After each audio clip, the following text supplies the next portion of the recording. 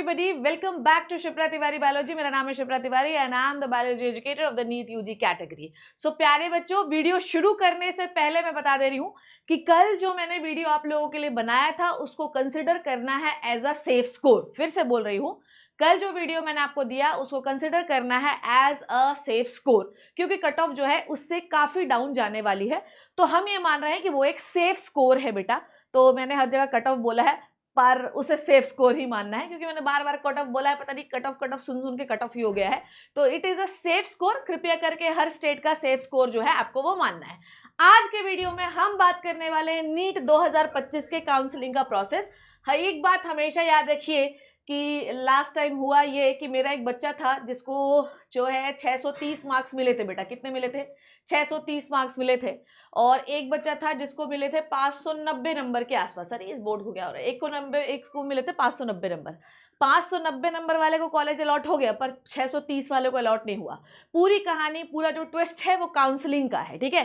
तो अगर आप काउंसलिंग ढंग से करते हैं तो कम नंबर होने के बावजूद आपको एक अच्छा कॉलेज मिल सकता है। अभी फिलहाल के लिए तुम्हारे लिए राउंड 1 की काउंसलिंग जो है वो इंपॉर्टेंट है बेटा। और अगर हम बात करें कि अभी हम एक टेंटेटिव कट ऑफ जनरल के लिए मैं बात कर रही हूँ, टेंटेटिव कट ऑफ हम मान रहे हैं, पता नहीं इस बोर्ड को क्या हो गया है, ये भी पागल हो रहा है। दूसरा पेन सेलेक्ट करती हूँ। तो टेंटेटिव कट ऑफ जो है वो हम मान रहे हैं 530 से 550, ठीक है। तो ये हम मान रहे हैं जनरल कैटेगरी के लिए।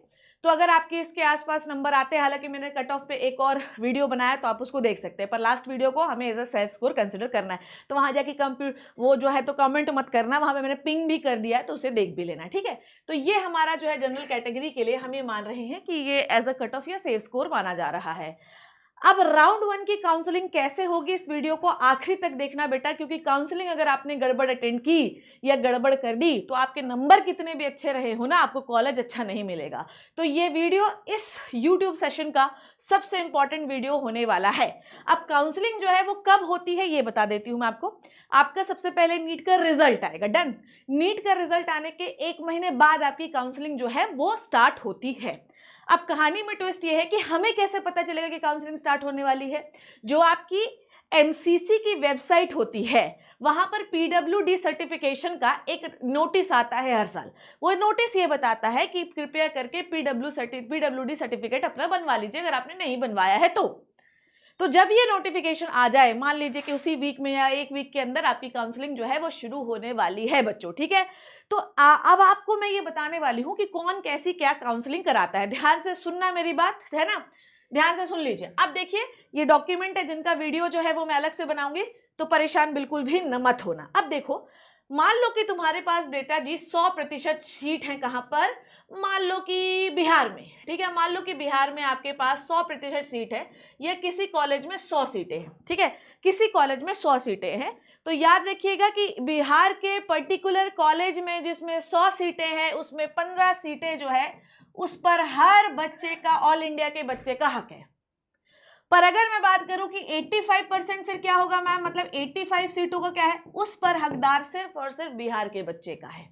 समझ में आई बात? मतलब अगर सरकारी कॉलेज की मैं बात करूं, ठीक है, सरकारी कॉलेज मतलब जीएमसी, गवर्नमेंट मेडिकल कॉलेज, ठीक है। देखिए मैंने ना यहाँ एम्स का नाम लिया ना, तो मैंने जिपमर का नाम लिया ना, किसी प्राइवेट कॉलेज का नाम लिया। जीएमसी जो आपका गवर्नमेंट मेडिकल कॉलेज है, हर स्टेट के गवर्नमेंट मेडिकल कॉलेज पे 15% जो हिस्सा है वो ऑल इंडिया के हर बच्चे का है, जबकि 85% जो हिस्सा है, 85% जो हिस्सा है वो उसी स्टेट के बच्चे का है। समझ में आई बात? तो आप जिस भी स्टेट को बिलोंग करते हैं उस स्टेट के गवर्नमेंट मेडिकल कॉलेज की 85% सीट का हकदार आप खुद हैं और 15% सीट के हकदार पूरे ऑल इंडिया के बच्चे हैं। ये वाली बात आई होप आप सभी के लोगों को क्लियर है।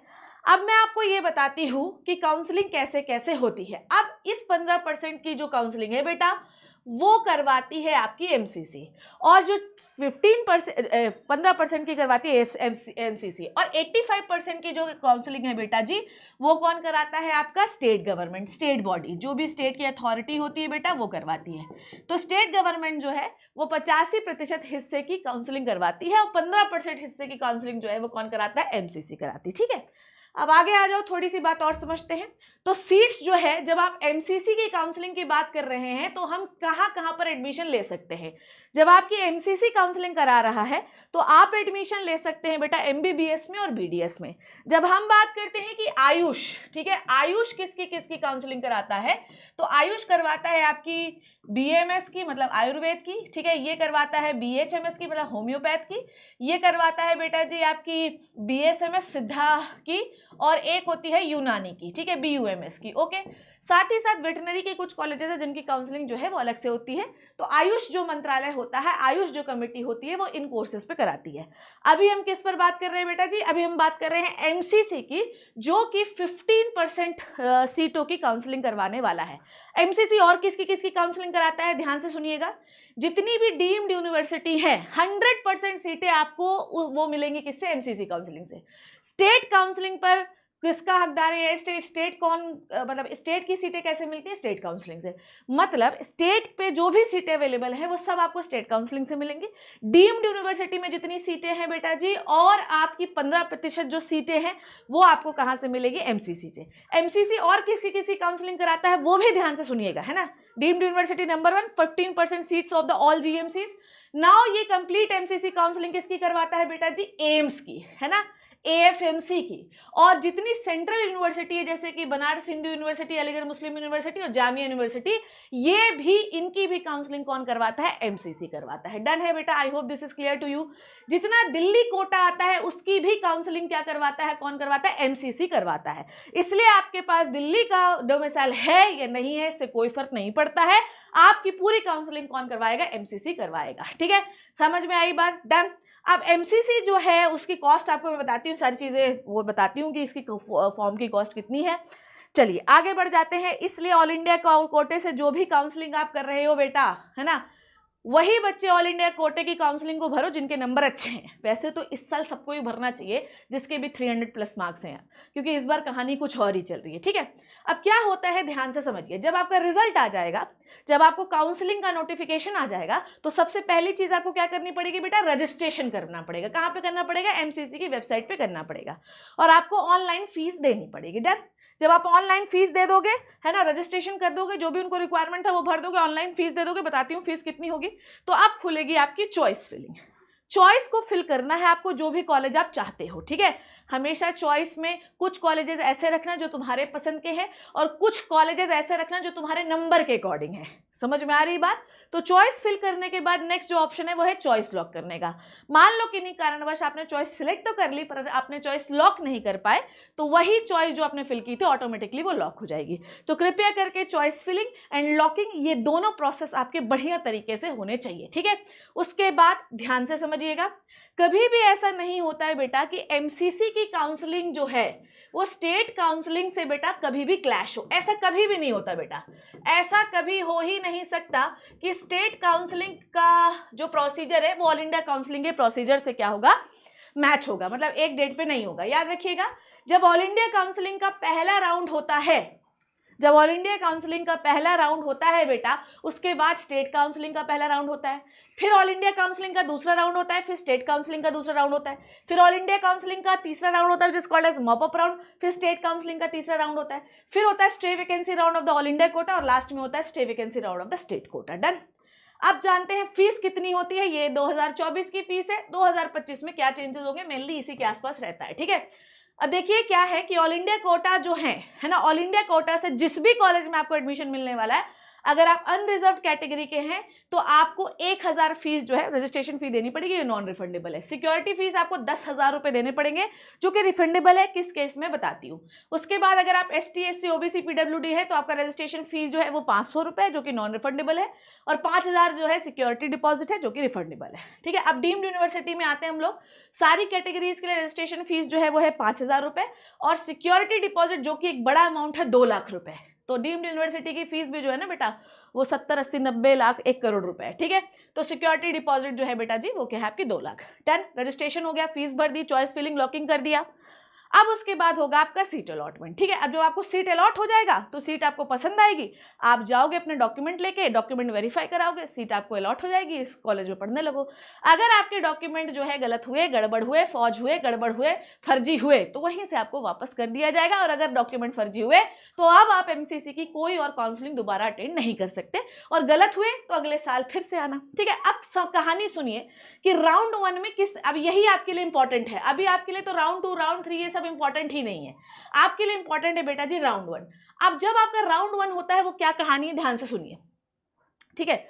मान लो कि आपको सीट अलॉट हो गई है ना, ध्यान से सुनो, सीट अलॉट हो गई, आपने ले ली, कॉलेज चली गई, डॉक्यूमेंट वेरिफिकेशन हो गया, बढ़िया वहां जाके आराम करिए, ठीक है ना। नेक्स्ट क्या है, आपको कोई सीट अलॉट नहीं हुई, है ना, नहीं हुआ भाई, आपने जो चॉइस फिली थी उसके आपसे ज्यादा नंबर वालों को मिल गई। नेक्स्ट जो है आपको मिली थी पर आपको वो पसंद नहीं आया कॉलेज, जो भाई ऐसा होता है ना, आपने चॉइस काफी सारे फिल की, कई बार ऐसा होता है कि बिना मन से कोई चॉइस फिल की तो वही कॉलेज अलॉट हुआ। अब क्या करो, अगर तुमको फर्स्ट राउंड में वो कॉलेज नहीं चाहिए ना बेटा, कुछ करो ही मत, वो अपने आप ही फ्री एग्जिट मान लिया जाता है कि ऑटोमेटिकली दूसरे बच्चे को अलॉट हो जाएगा। तो जब भी तुम्हें फर्स्ट राउंड में ऐसा लगे कि कॉलेज नहीं चाहिए, जाओ ही मत, छुओ ही मत, कुछ करो ही मत, डन। नेक्स्ट जो है, मान लो तुम चले गए क्योंकि तुम्हें अपनी सीट बचानी है, ठीक है, तो तुम क्या करो, एडमिशन ले लो, कोई दिक्कत नहीं है। पर अगर तुम्हें ऐसा लगता है कि मैं सेकेंड राउंड में और अच्छा कॉलेज पा सकता हूं, तो तुम अपने कॉलेज में एक एप्लीकेशन लिखोगे, है ना, वहां पे एक डिमांड ड्राफ्ट भी बनता है बेटा, है ना, कि मुझे अपग्रेडेशन करना है, कॉलेज उसकी जो है अथॉरिटी देगा आपको, कॉलेज उसकी परमिशन देगा और आप सेकेंड राउंड ऑफ काउंसलिंग में आ सकते हो, ठीक है। आप ध्यान से सुनिए, जो भी सीट फर्स्ट राउंड में बच जाती हैं अब वो सेकेंड राउंड में जाती हैं, समझ में आई बात। सेकेंड राउंड में आपको फ्रेश रजिस्ट्रेशन नहीं करना है, पर सेकेंड राउंड में आपको फ्रेश चॉइस फिलिंग जरूर करनी है। सेम वही प्रोसीजर फिर से आएगा। मान लो कि आपको सीट मिली, अब सीट मिली तो क्या क्या हो सकता है बेटा, सीट मिली तो जाइए आप क्या ले लीजिए, एडमिशन ले लीजिए, ठीक है। अब देखो ध्यान से, मान लो कि आपको सीट मिली थी और आपने नहीं ली, तो उस कंडीशन में यहां पर आपका जो है सिक्योरिटी जो डिपॉजिट है तो 10,000 रुपए है वो लॉक हो जाएगा, मतलब अब आपको वापस नहीं मिलेगा। फर्स्ट राउंड में अगर आप छोड़ देते हो तो वापस मिल सकता है, यहां पर अगर आप छोड़ोगे तो वापस नहीं मिलेगा, समझ में आ गई बात। अब यहां पर देखो, अगर मान लो कि यहां पर सीट आपको नहीं मिली तो आप फर्स्ट राउंड वाले जो सीट आप अपग्रेडेशन में मान लो डाला था, मान लो सेकंड राउंड में आपको मनपसंद सीट नहीं मिली तो वापस से जाकर अपने पहले वाले कॉलेज में एडमिशन ले सकते हो, ठीक है, समझ में आ गई बात। नेक्स्ट जो है, मान लीजिए आपने सीट ले ली, ठीक है, सीट ले ली, है ना। अब अगर मान लो आपको सीट नहीं मिली तो ऑटोमेटिकली आप राउंड 3 में चले जाते हो, ठीक है। अब देखो ध्यान से सुनो, अगर मान लो तुम्हें राउंड 2 में सीट मिली थी पर तुमने किन्हीं कारणोंवश उसमें नहीं लिए या अपग्रेडेशन चाहते हो, तो तुम्हारी वो सिक्योरिटी डिपॉजिट तो वापस नहीं होगी। सिक्योरिटी डिपॉजिट तो किसी भी कंडीशन में वापस नहीं होने वाली है सेकेंड राउंड 2 में, ठीक है। फ्रेश रजिस्ट्रेशन जो है वो नहीं करने की जरूरत होती है ना, राउंड 2 में फ्रेश रजिस्ट्रेशन नहीं करनी है। फ्रेश रजिस्ट्रेशन जो है उन्हीं को करना है जिन्होंने राउंड 1 में नहीं किया था, डन। अब आ जाओ राउंड 3। राउंड 3 जो है वो है मॉपअप राउंड, यहां पर आपको फ्रेश रजिस्ट्रेशन करना है अगर आपको किन्हीं कारणोंवश राउंड 2 में सीट नहीं मिली थी, ठीक है। फ्रेश रजिस्ट्रेशन करना है मतलब फिर से सिक्योरिटी डिपॉजिट करनी है आप लोगों को, ठीक है। अब देखो यार, अगर आपको सीट नहीं मिली तो आप जो है स्टे वैकेंसी राउंड में सीधा सीधा चले जाते हो, ठीक है, और या तो आप स्टेट कोटा में भी अपनी काउंसलिंग लेकर अपने स्टेट कोटा से एडमिशन ले सकते हो, ठीक है। अगर मान लो आपको यहाँ पे सीट मिल गई तो यहाँ पर आप अपने एडमिशन लीजिए, काउंसलिंग एंड, ठीक है। अगर मान लो सीट नहीं मिली, ध्यान से सुनिएगा, अगर आपको यहाँ पर सीट नहीं मिली तो आप क्या करोगे, अगर आपको यहाँ सीट नहीं मिली तो आप यहाँ से काउंसलिंग को एंड मानिए, मतलब सीट नहीं मिली तो स्ट्रेट वैकेंसी राउंड में चले गए, पर अगर सीट मिल गई और तुमने एडमिशन नहीं लिया तो तुम स्ट्रे वैकेंसी राउंड में नहीं जा सकते, मतलब यहाँ पर अपग्रेडेशन का चांस नहीं है मॉपअप राउंड में, समझ में आई बात। तो मॉपअप राउंड में अगर आपको सीट मिल गई तो उस कॉलेज में आपको एडमिशन लेना ही पड़ेगा। अगर आपने एडमिशन नहीं लिया तो सिक्योरिटी मनी जब्त होगी और उस साल के लिए आप प्रतिबंधित हो गए, अब आप जो है एडमिशन नहीं ले सकते हो, सीधी बात ये है। एमसीसी के थ्रू आप स्टेट कोटा में जाके ले सकते हो एडमिशन, कोई दिक्कत नहीं है, पर यहाँ पर आप आगे नहीं अटेंड कर सकते। स्ट्रे वैकेंसी राउंड में सिर्फ वही बच्चे जा सकते हैं जिनको किन्हीं कारणोंवश मॉपअप राउंड तक सीट नहीं मिली है। बाकी स्टे वैकेंसी राउंड में कोई नहीं जा सकता है, सिर्फ वही बच्चे जाएंगे बेटा जिनको सीट नहीं मिली। अगर आपको सीट मिल गई थी तो मॉपअप राउंड में आपको लेना पड़ेगा, और अगर आपने नहीं लिया तो सिक्योरिटी मनी जब्त भी हो जाएगी और आप उस साल एमसीसी काउंसलिंग से क्या हो जाएंगे, रद्द हो जाएंगे। अब आप स्टेट कोटा पे जाकर आराम से एडमिशन लेते रहिए। डन है बेटा। स्टे वैकेंसी राउंड में कोई भी फ्रेश रजिस्ट्रेशन नहीं होता है, इस बात को याद रखिएगा। समझ में आई बात? डन। स्टे वैकेंसी में कोई फ्रेश रजिस्ट्रेशन नहीं होगा, समझ में आ गई बात? कोई भी नया स्टूडेंट स्टे वैकेंसी राउंड में एंटर नहीं कर सकता है, समझ में आ गई बात? Okay, done done done done. Stay vacancy round में वही आ सकता है जिनको फर्स्ट सेकेंड थर्ड राउंड में सीट नहीं मिली है। डन। ओके, आई होप ये वाली बात आप सभी लोगों को क्लियर हो गई होगी। ठीक है, तो ये 4 राउंड ऑफ काउंसलिंग है जो आपको ध्यान रखने हैं। इसका डॉक्यूमेंट जो है वो मैं अपने टेलीग्राम में जरूर भेज दूंगी, जो कि है t.me शिप्रा तिवारी ऑफिशियल। ठीक है, शिप्रा तिवारी ऑफिशियल। ठीक है, तो बेटा जी यहां से आप लोग ये वाला फ्लो चार्ट, ये वाला डॉक्यूमेंट जो है वो ले सकते हैं। जो बाकी जो आईडी प्रूफ्स वाला है इसके लिए मैं एक अलग वीडियो बनाऊंगी। यहाँ पे सिर्फ इतने ही नहीं चाहिए, और भी काफी सारे आईडी प्रूफ्स चाहिए हैं और भी बहुत सारे डॉक्यूमेंट्स चाहिए हैं जो आप काउंसलिंग के प्रोसेस में लेकर जाओगे। आई होप कि चारों राउंड की काउंसलिंग आपको एकदम परफेक्टली क्लियर है। यहाँ पर आपका जो मॉपअप राउंड है वो बहुत ही डिसाइडिंग राउंड है, ये बात आपको याद रखनी है। तो ये था आपका 2025 का काउंसलिंग का process. It's not about the 2025, हर साल यही प्रोसेस होता है। यहाँ पर आपके चेंजेस डॉक्यूमेंट्स में हो सकता है, जिसके लिए मैं एक अलग वीडियो बनाऊंगी। आई hope you learn and enjoyed the video. आप मुझे कमेंट सेक्शन में जरूर बताइए कि आपके नंबर कितने आ रहे हैं। समझ में आई बात? आपके नंबर कितने आ रहे हैं, ताकि मैं ये जान सकूं कि भाई कहाँ है कहाँ नहीं। आप कमेंट करो तो मैं वहाँ पे रिप्लाई भी करूँगी कि आपको सीट मिल सकती है या नहीं मिल सकती है। ठीक है, सो कृपया करके जो भी बच्चा, जो मुझे तो ऐसा लगता है कि जिस भी बच्चे के नंबर 300-400 से ऊपर आ रहे हैं वो हर बच्चा काउंसलिंग अटेंड करे। और अगर आप किसी स्टेट कोटा को बिलोंग करते हैं, है ना, ऑब्वियसली स्टेट को बिलोंग करते होंगे, तो कृपया करके डोमिसाइल बनवा लीजिए, अभी भी आपके पास टाइम है। So this is all about the counselling A to Z process of the 2025। I hope you learn and enjoy the video. मुझे बताना कि और किस पर वीडियो बनाया जाए। Thank you so much, take care and bye bye बेटा।